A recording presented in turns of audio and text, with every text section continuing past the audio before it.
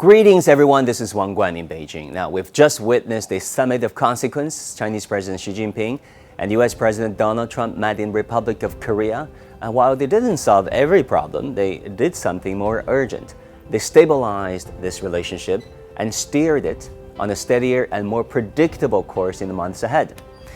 Chinese President Xi Jinping used the maritime metaphor himself, two leaders at helm, steering the giant ship of China-U.S. relationship through winds and waves. In today's world of nuclear weapons, digital entanglement, and economic interdependence, we are quite literally all in the same boat. And that boat must not sink. That's a powerful and a hopeful message China keeps sending to the United States, that we can be and must be partners and friends, not enemies. The meeting de-escalated tensions, a threatened 100% tariff hike scrapped, trade frictions softened, more dialogue reopened. Now, President Xi called for partnership, not rivalry. President Trump called President Xi a great leader of a great country. Even better, they decided on visiting each other's nations again. Diplomacy is back in fashion.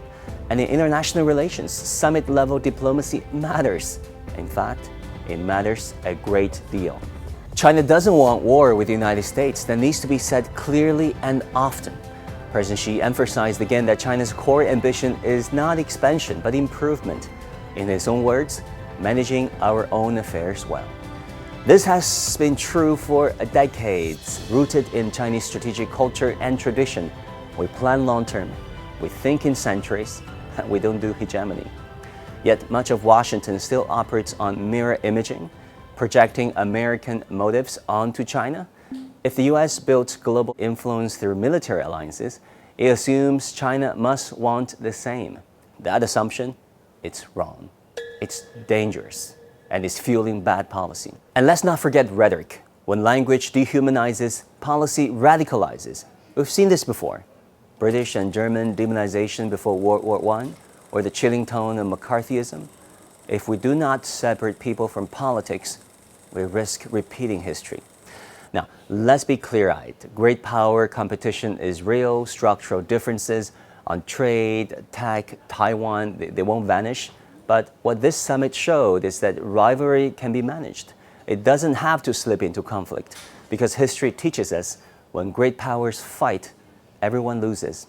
In an age of AI and hypersonics, there's no margin for miscalculation. So yes, this summit was just one step, but it was a step toward coexistence, not collision.